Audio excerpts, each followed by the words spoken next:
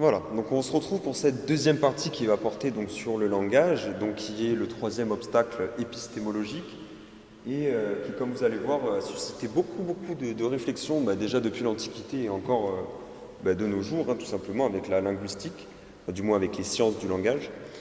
Et voilà, donc déjà pour commencer, on va dire, on va vraiment partir sur des généralités, sur une sorte de doxa, qui est que le langage serait un attribut essentiel de l'humain. Or, bon voilà, comme on sait, il existe des langages animaux, il existe aussi du langage informatique, donc des IA qui communiquent entre elles, etc. Et donc le langage, pardon, ça va être comme un moyen de communication, voilà, qu'il soit animal, informatique ou humain, c'est avant tout un moyen de communication. Et voilà, donc dans cette présentation, on va ici réserver le terme de langue entendu vraiment dans un sens spécifiquement humain, d'accord? On ne va pas s'arrêter sur toutes les questions philosophiques, etc., que soulève le langage chez les animaux, que soulève éventuellement le langage des IA, tout ça. Là, on va vraiment être dans un point de vue anthropologique et donc se concentrer sur cette dimension proprement humaine. Donc de fait, on va inscrire ici donc le langage dans le cadre du rapport avec la pensée humaine et éventuellement avec la chose, donc on va appeler le référent linguistique.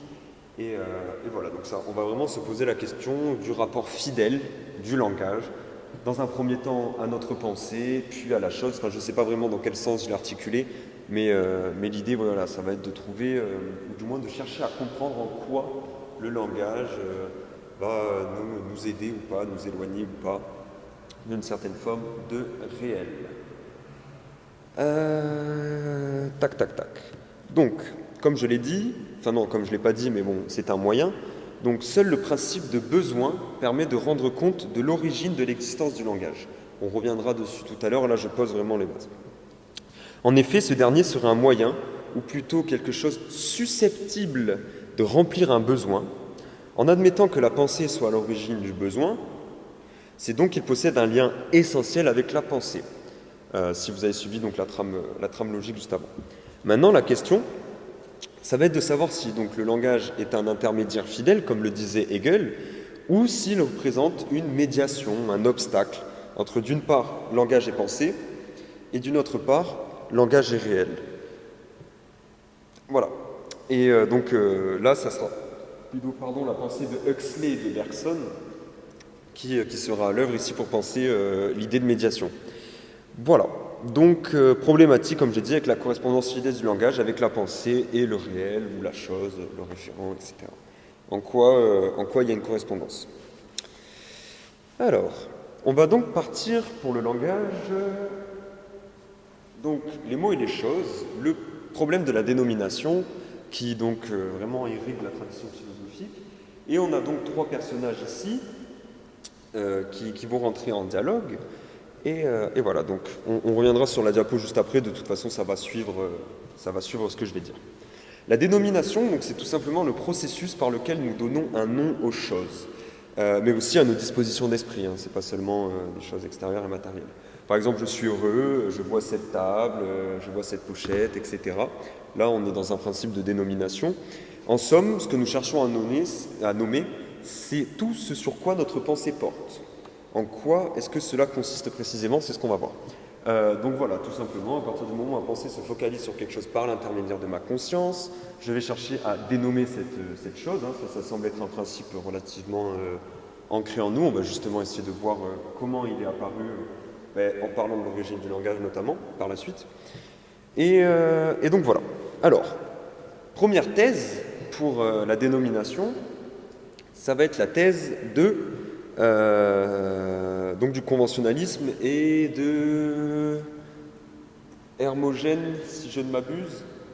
Et de toute façon, je reviendrai après. Là, j'ai fait un mélange. Donc, par exemple, pour commencer simplement à comprendre la dénomination. Si un jeune couple veut acheter un chien, et donc au préalable se met d'accord sur le nom du chien, eh bien, ils vont tout simplement choisir un nom comme ça, de manière parfaitement arbitraire, et ce nom n'aura a priori aucune sorte de correspondance entre le chien et le mot, le nom qu'on lui a donné. Voilà, donc tout simplement, là on est sur une thèse de base qui s'appelle donc le conventionnalisme, et je pense que là vous pouvez parfaitement saisir la chose, c'est des humains, voilà, en se concertant, qui décident d'appeler cette chose ainsi. Donc là, pour le nom du chien, ben voilà, il va s'appeler peut-être Rocky ou Loki, ou j'en sais rien, moi, le nom qui sera jugé le plus, je sais pas, peut-être esthétique ou qui sonnera le mieux pour les gens. Donc là, on est vraiment dans le conventionnalisme. A contrario, on a le mot coucou qui témoigne, lui, d'une recherche pour que le mot ressemble à la chose. Donc ici, en l'occurrence, au son produit par l'oiseau. Donc effectivement, dans ce cas-là, on a un mot, donc une image acoustique, ou encore un signifiant, qui va être produit suite à une recherche d'exactitude entre le son produit par l'oiseau, donc qui va faire coucou, et nous, humains, qui percevons ce son et qui allons essayer, en fait, grâce à une suite de phonèmes, de lui faire ressembler le plus possible avec ce qu'il est réellement.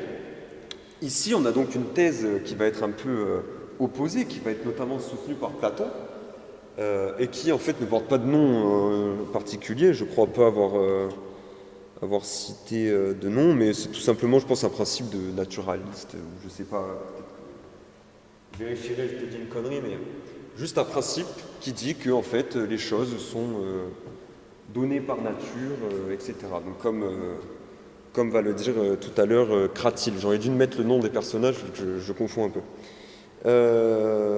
Voilà. Donc la question, en fait, c'est de savoir, ici, vraiment pour le problème de la dénomination, la question, ça va être de savoir si la justesse des noms relève plutôt d'une convention arbitraire ou au contraire d'un accord qui va être fondé sur la nature, justement, comme j'essayais d'expliquer juste avant. Et c'est justement là que réside donc la question centrale du Cratyle de Platon, où en fait on a donc Hermogène qui est représenté donc par ce personnage-là en bas à droite, qui dit en fait aucun objet ne tient jamais son nom de la nature, mais de l'usage et de la coutume de ceux qui l'emploient et en ont créé l'habitude. On a l'exemple ici par exemple du nom du chien. Donc pour les conventionnalistes, c'est finalement l'habitude qui va atténuer graduellement le pur arbitraire de la dénomination. Cette thèse débouchera dans son acception la plus radicale sur ce qu'on appellera le nominalisme. Donc le nominalisme, c'est l'idée selon laquelle nos idées générales ne sont que des mots et que sans mots, en fait, on ne pourrait tout simplement pas penser. Donc mots qui à aucun moment ne disent quoi que ce soit en rapport direct avec ce qu'est la chose en soi. D'accord ? Donc ici, dans la thèse conventionnaliste, tout simplement, comme je l'ai dit, il explique que ça serait l'habitude qui petit à petit nous ferait oublier qu'à la base, effectivement, il y a eu une décision arbitraire pour dénommer telle ou telle chose. Car de fait, 2000 ans après, 2500 ans, 4000 ans après, cette chose s'appelle table, car on l'a traduit peut-être du grec ancien, etc., donc suivant nos principes de traduction en rapport avec notre langue, notre système de signes. Et donc on se dirait, a priori, ceci c'est toujours appelé une table, en fait. On ne va pas remettre ça en question, car justement l'habitude et la coutume ont atténué graduellement le pur arbitraire, comme le dit Hermogène. Voilà. Donc pour Cratyle, qui va défendre plutôt la thèse inverse, lui il dit en fait tout simplement la désignation a été toute préparée par la nature, principe universel de dénomination, puisqu'il est commun aux Grecs et aux non-Grecs. Donc lui, ça sera plutôt son argument. Donc ici, il faut supposer en fait, dans cette acception-là, que les langues, en fait, donc là, comme ça c'est Aristote qui dira ça, les langues, comme le laisse entendre la définition d'Aristote, sont de simples nomenclatures différentes pour une même représentation conceptuelle du réel. Donc c'est-à-dire qu'ici, là c'est un point un petit peu encore vague dans ma pensée, c'est-à-dire qu'ici, on aurait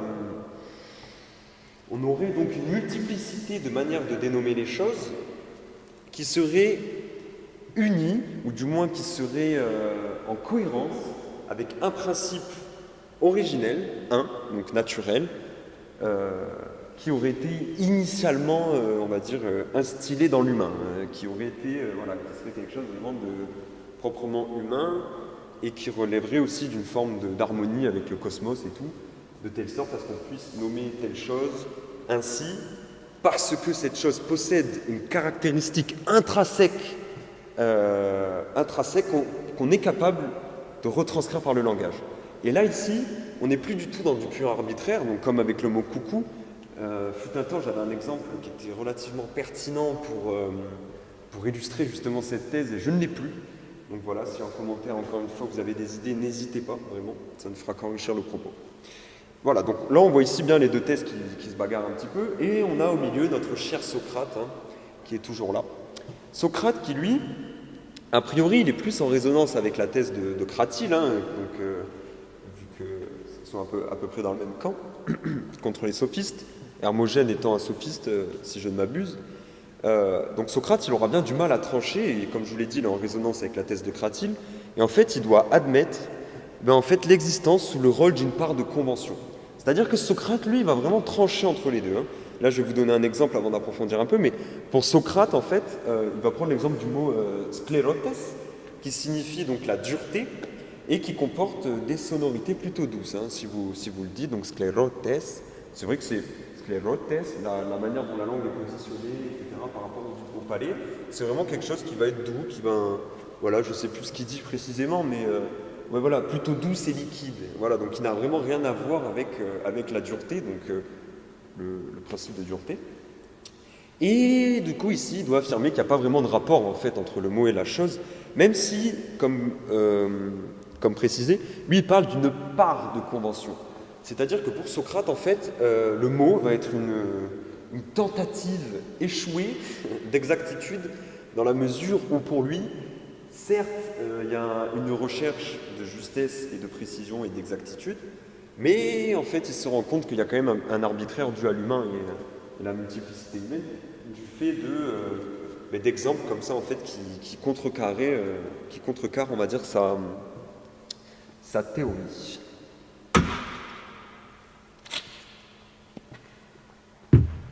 Voilà. Donc là, on est vraiment dans une sorte de confrontation de théories, bien que Socrate tranche un petit peu en fait en admettant et l'un et l'autre. Hein, c'est souvent on va dire une sortie assez facile de concilier deux extrêmes pour essayer de trouver la justesse justement dans ces deux choses radicales. C'est d'ailleurs ce que Jung va faire, et on va revenir sur ça après par la suite, dans un cadre complètement différent que celui du langage. Voilà. Donc, après avoir étayé un petit peu le problème de la dénomination, tout ça, et avoir trouvé un semblant de réponse, mais l'idée, c'est vraiment de faire du relativement général, de ne pas rentrer non plus trop en détail là-dedans. Maintenant, on va parler un petit peu du paradoxe de l'origine du langage. Donc, tout en, bien sûr, en reprenant les discours suite à la dénomination, on ne va pas passer du coq à l'âne.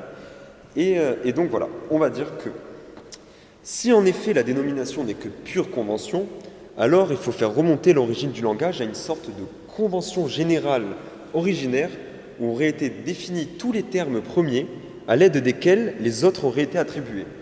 Donc là, c'est un peu alambiqué comme tournure, mais c'est relativement simple comme idée. C'est l'idée que, en fait, si on veut créer une langue à partir de conventions, il faut déjà qu'au préalable, on ait une langue, ou du moins des conventions, un système de signes sur lequel on va pouvoir s'entendre pour pouvoir décréter que telle chose est conventionnelle ou pas. Donc là, on voit bien ici qu'il y a vraiment un obstacle à la pensée logique quant à l'origine du langage, et notamment si on suit la thèse conventionnaliste et arbitraire, qui, a priori, semble la thèse la plus acceptée de nos jours. Même Saussure aura vraiment appuyé là-dessus. Lacan aussi, on est vraiment d'accord en fait de dire que le langage est arbitraire, mais en partant de ce principe-là, de ce postulat-là, en fait on arrive à une erreur, on va dire, logique quand on pense l'origine du langage. Mais je vais revenir sur ça juste après. Alors, mais même cette convention n'aurait pu se passer d'utiliser des mots pour opérer des conventions nouvelles. La première convention nécessite toujours une convention préalable, c'est ce que je vous ai dit donc au début. Pour être on ne peut plus clair, le langage a besoin, pour commencer à exister, de se fonder sur un langage déjà existant, et ainsi de suite. Ce qui fait l'objet donc d'une régression à l'infini, et ce qui rend parfaitement impensable l'origine du langage. Voilà, en tout cas en suivant la thèse conventionnaliste. Voilà, donc pour faire vite, au niveau de l'origine du langage, chez Platon, on retrouve l'idée d'un penchant naturel anthropologique à la sociabilisation, donc ce qu'on appelle la culture tout simplement, et nous sommes pour Platon naturellement culturels. Donc pour Platon, le langage trouve son origine dans la nature, et vu que nous sommes naturellement poussés à sociabiliser et que nous sommes rationnels, nous utilisons, ce que la nature nous met à notre disposition, soit le langage. Voilà, donc lui, il a trouvé une combine assez intelligente, faut dire, même si ça ne montre pas, du moins ça ne prouve pas comment le langage a été créé. Cependant, ça explique que du fait de son penchant naturel à la sociabilisation et de son caractère rationnel, l'humain a tout simplement pris ce qu'il y avait en lui, c'est-à-dire le langage, pour aller naturellement sociabiliser. Et puis voilà, donc en soi, c'est relativement bien pensé de la part de Platon, étant donné que voilà, mais ça ne parle pas vraiment de l'origine du langage, mais ça explique comment le langage a pu prendre cette place, on va dire, chez l'humain et dans les sociétés. Donc là, il y a Rousseau qui arrive, notre petit Rousseau. Et Rousseau, il dit donc rien de moins naturel que la sociabilité, donc là il va penser vraiment à l'opposé de Platon, et rien de plus naturel que la dispersion. De nouveau, avec Rousseau, un nouveau paradoxe se crée. Et donc ce paradoxe, il consiste en quoi? D'un côté, en vertu du principe anthropologique de dispersion, naturel donc chez Rousseau, le langage est logiquement impossible en droit. Il ne peut exister. Et pourtant, de fait, il existe. Et Rousseau doit bien l'utiliser même pour décréter son existence impossible. Il a donc bien fallu que le langage arrive, il est chronologiquement nécessaire, et Rousseau, il défendra des thèses farfelues en fait pour rendre compte du passage donc, du langage à l'état donc dit naturel pour après le passer à l'état artificiel. Donc lui en fait il utilise comme thèse farfelue, il parle d'une intervention providentielle et il dit précisément, je cite, « Celui qui voulut que l'homme fût sociable toucha du doigt l'axe du globe et inclina sur l'axe de l'univers. » Voilà. Donc en gros, ce que nous dit Rousseau, là, j'ai conscience que ce n'était pas parfaitement clair dans la manière dont je l'ai dit, ou dans la manière dont je l'ai écrit. Rousseau, en fait, il nous dit qu'à la base, il y a un principe de dispersion naturelle, donc des humains. Donc là, je suis sûr que dans les gens qui me regardent et donc qui seront au Café Philo, il y en a qui connaissent beaucoup mieux que moi cette partie-là, étant donné que je n'ai jamais lu Rousseau et que j'ai simplement fait des recherches par rapport à son rapport au langage, notamment à la manière de penser l'origine du langage. Mais voilà, il part d'un principe de dispersion, donc qui fait que l'humain, à la base, le bon sauvage, qui serait en fait, qui vivrait seul, en paix, voilà, de manière complètement détachée de toute convention, de toute société, en fait, voilà, dans la plus grande des simplicités, et qui tout simplement n'aurait tout simplement pas les moyens, on va dire, cognitifs ou techniques, j'ai envie de dire presque, mais de communiquer, de parler, du fait de sa dispersion naturelle, hein, ça va de soi. Et donc il dit, je ne comprends pas comment les humains ont pu arriver à devenir sociables et surtout à développer un système de langage artificiel qui, pour lui, on va le voir par la suite, on verra par la suite les conséquences que c'est là. Voilà, juste pour partir du principe que Rousseau pense un peu l'inverse de Platon à ce niveau-là, même beaucoup en fait, en réalité. Voilà, donc comme nous venons de le voir, le langage est un scandale sur le plan logique, mais le bref examen de l'origine du langage a mis en lumière donc, le caractère essentiel de la relation qui lie l'idée de langage à celle du besoin. Donc là, on revient vraiment sur cette idée donc, d'utilité dont je parlais au début et de rapport d'utilité et de langage comme moyen, donc quelque chose susceptible de remplir un besoin. Voilà, donc là, on va vraiment s'attarder un petit peu sur ça. Car de toute évidence, le langage en tant qu'avantage évolutif est intimement lié à la notion de besoin et par voie de conséquent, il est lié avec la voie de l'utilité. Et par rapport à l'origine du langage et du caractère utilitaire de l'homme, voici ce que Huxley nous dit. Donc là, il y a juste une partie sur le diapo, il y a juste une partie de sa citation. Donc en effet, Huxley défend l'hypothèse que la perception de ce qui nous entoure est soumise à une réduction phénoménologique, alors à ne surtout pas confondre avec celle que opère Husserl en tant que méthode de philosophie. C'est radicalement différent, donc dans les méditations cartésiennes. Voilà, donc il ne faut juste pas confondre. Donc pour Huxley, nous possédons tous en chacun de nous et en puissance l'esprit avec un grand E en général. Donc ce que lui appelle la réalité ultime ou encore le réel. Pour lui, c'est quelque chose d'immanent. C'est vraiment quelque chose qui est en nous, auquel on va pouvoir se connecter pour accéder par immanence au réel et à toute cette complexité qu'on appelle le dehors. Mais on reviendra aussi sur ça, enfin je vais approfondir ça maintenant. Voilà. Donc voilà, on en possède tout ça en nous. Et là, il dit, je cite Huxley, mais pour autant que nous sommes des animaux, notre rôle est de survivre à tout prix. Donc c'est l'instinct de conservation. Afin de rendre possible la survie biologique, il faut que l'esprit soit creusé d'une tuyauterie passant par la valve de réduction constituée par le cerveau et le système nerveux. Ce qui sort à l'autre extrémité, c'est un égouttement parcimonieux de ce genre de conscience qui nous aidera à rester vivants à la surface de cette planète particulière. Afin de formuler et d'exprimer le contenu de ce conscient réduit, l'homme a inventé et perfectionné sans fin ces systèmes de symboles et de philosophies implicites que nous appelons les langues. Voilà. Donc Huxley part d'un principe anthropologique de base, voire même biologique de base, qui est donc l'instinct de conservation, qui va donc nous pousser à tout faire en fait pour nous conserver tout simplement et donc ne pas prendre de risques et ne pas partir, on va dire, à l'aventure, comme pouvait le suggérer Nietzsche dans son rapport au réel et le Balsouk, l'expérimentation. Je ne parle pas du tout allemand, autant pour moi. Et donc, Huxley, tout simplement, parle du caractère utilitaire de l'humain et dit que, de fait, l'humain doit pouvoir s'adapter pour maintenir sa survie et donc filtre une partie du réel. Voilà. Donc là, pour l'instant, je reste très, très vague.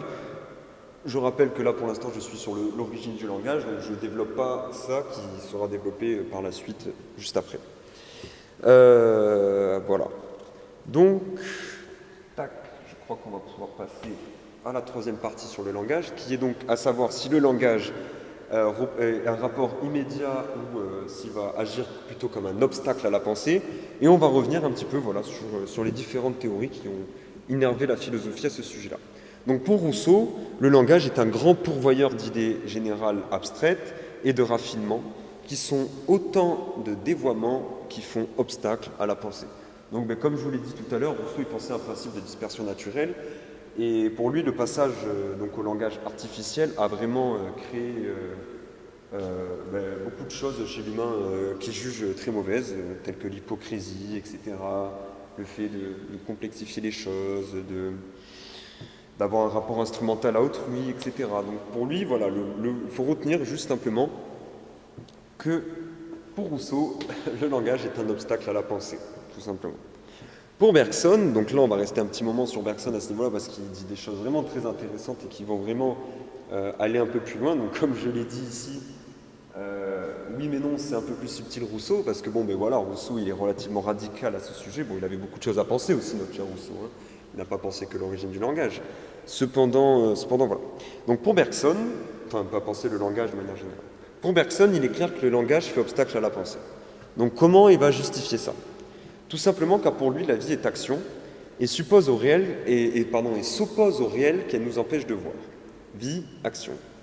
Donc la vie, est action et ça nous empêche de percevoir le réel. Car si vivre, c'est agir, agir, c'est choisir. C'est donc sélectionner ce qui correspond et ce qui répond tout simplement à nos besoins.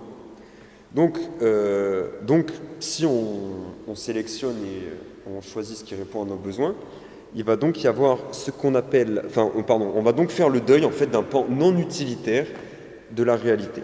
En effet, dans l'action et pour remplir les besoins de la vie, nous concevons les choses selon un temps spatialisé. Or, pour Bergson, le réel, lui, n'est que pure durée.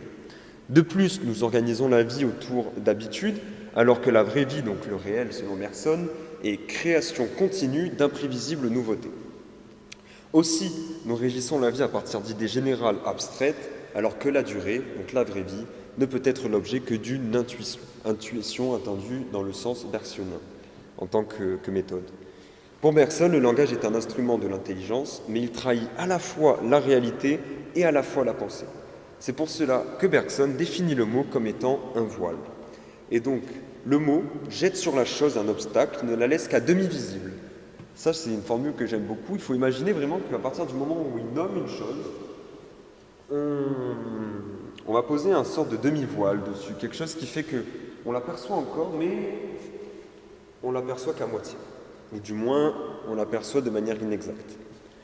Le mot est donc ce que Bergson appelle un concept rigide. incapable de saisir la souplesse de la réalité. Et voilà, tout simplement avec le mot, on va créer des étiquettes qu'on va pouvoir ranger par classe, et tout ça, donc c'est donc quelque chose de fixe et de rigide. La pensée demeure incommensurable avec le langage, nous dit Bergson. Dans les essais sont les données immédiates de la conscience. Donc là, dans un premier temps, et dans les premiers travaux de Bergson, il y a vraiment eu, parce que les données immédiates de la conscience, c'était donc sa thèse au début de sa carrière, il y a vraiment ce rapport au langage comme un obstacle, quelque chose qui trahit la réalité et tout. Mais on va voir justement que par la suite, donc notamment dans le rire, il va un peu modifier cette vision-là qu'il a du langage et il va apporter quelques subtilités. Donc Bergson, il définit l'art comme une vision plus directe du réel. Or, il y a bien des arts qui emploient le langage, comme par exemple la poésie ou bien la littérature. Donc le langage peut lui aussi permettre de voir le réel et donc potentiellement de penser, en suivant cette logique.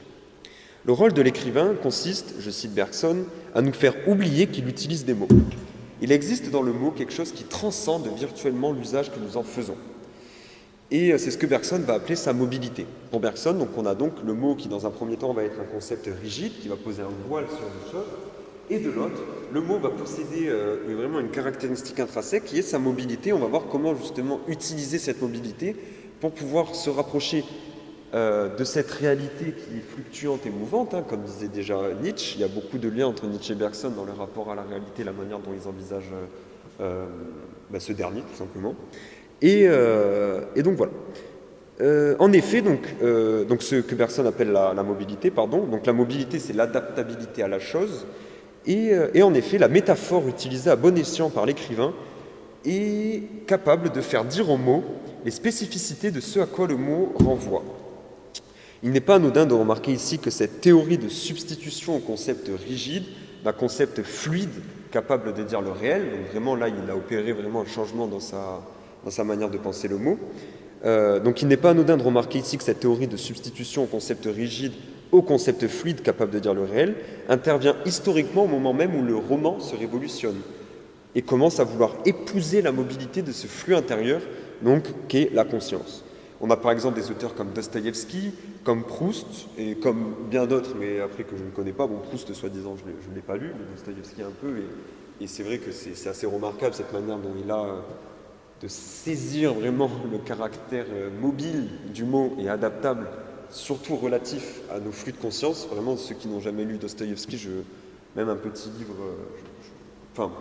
c'est un auteur merveilleux et un grand génie au niveau de sa capacité à écrire. Et donc pour cela, pour utiliser la métaphore à bon escient et pour de fait donner un caractère mobile et adaptable au mot, eh bien en fait il faut, selon Bergson, opérer une conversion de l'attention, donc ce qui est pour lui le bon usage de la liberté, qui consiste tout simplement à choisir ce sur quoi on place notre attention et à ne pas être réactif, dans la mesure du possible en tout cas tout le temps, à des stimuli extérieurs. Et donc voilà, tout simplement la conversion de l'attention et avoir une exigence de précision. Donc c'est-à-dire en fait ce que lui appelle tout simplement l'art d'écrire. Pour que les mots puissent servir la pensée et exprimer la pensée. Donc là, on voit vraiment que Bergson il revient sur sa thèse du début. Alors attention, parce que dans la thèse du début où il parle du langage en tant que obstacle, il prend vraiment le langage entendu dans son sens, dans son utilisation la plus quotidienne. C'est-à-dire qu'il parle du langage, qui nous sert, le langage de tous les jours, pour dire les choses relativement banales, non pas banales du quotidien, et voire même anecdotiques. Là, on parle vraiment, donc Bergson revient sur cette idée, mais il spécifie en fait, en disant que ce n'est pas tout le monde qui peut accéder à ce niveau-là, c'est-à-dire à cette capacité d'épouser la mobilité de la chose, par l'usage à bon escient de métaphores et par un descriptif qui va être tellement, par exemple chez Dostoïevski, qui va être tellement poussé, qui va être tellement fin et qui va tellement prendre la globalité de la chose et de ses aspects par l'usage des mots que de fait il nous fait oublier qu'il utilise des mots. Donc là, Bergson, en fait, il arrive vraiment, selon moi en tout cas, après ça peut se discuter en commentaire, on en discutera au moment du café philo, c'est vraiment cette idée de dépasser la limitation du langage, vraiment par une capacité à, comme le dit Bergson, à diriger son action là où on veut, de telle sorte à pouvoir accéder à un niveau de précision, de détail et d'exactitude donc vis-à-vis des mots, ce qui nécessitera de fait un lexique relativement riche, relativement varié et adaptable. Et en fait, le langage peut devenir un ami, hein, selon Bergson. Et puis je peux vous assurer que quand vous lisez les œuvres de Dostoïevski, vous n'avez pas l'impression qu'il laisse une goutte par rapport à ses dispositions d'esprit. Hein. Après, de là à parler si il parle d'une vérité ou quoi, s'il y a des vérités dans l'île de Dostoïevski, ça c'est un autre sujet, mais en tout cas dans le rapport à la retranscription fidèle de nos dispositions d'esprit vis-à-vis donc du langage qui est un système figé, a priori, de signes et de symboles, c'est quand même assez formidable, je trouve. Bref. Donc voilà, en fait, vraiment, avec Bergson, on a quand même une solution, hein, on arrive à outrepasser cette limitation. Donc voilà. Alors c'est d'ailleurs ce qu'on remarque là pour les métaphores, hein, je vais dévier un peu de Bergson maintenant, c'est d'ailleurs ce qu'on remarque chez beaucoup de grands mystiques tels que les soufis, ou bien les bouddhistes ou les alchimistes qui ont réussi à cristalliser cet instant si particulier qu'on appelle l'éveil. Et donc là, je vous ai mis un texte en fait d'une parole d'un mystique, donc on va revenir dessus après, je vais d'abord le lire. Dans le silence de l'âme, je trouve la paix. Mais comment mesurer cette paix qui dépasse toute mesure? Le parfum des roses dans le jardin de l'âme est incommensurable. Tout comme l'amour qui danse sans fin dans le cœur, la lumière de l'Éternel brille au-delà des étoiles. Comment pourrais-je la mesurer avec des mots ou des chiffres? C'est une expérience au-delà de la mesure humaine, une union mystique qui transcende toute définition. Donc voilà, j'ai choisi ce texte parce que selon moi, il arrive à la fois à jouer donc, sur cette capacité limitante qu'est le langage, tout en la dénonçant et en la mettant en avant, ce qui permet en fait par l'intelligence, ou du moins par la capacité qu'a la raison à se rendre compte de ses limites pour pouvoir les dépasser par la suite.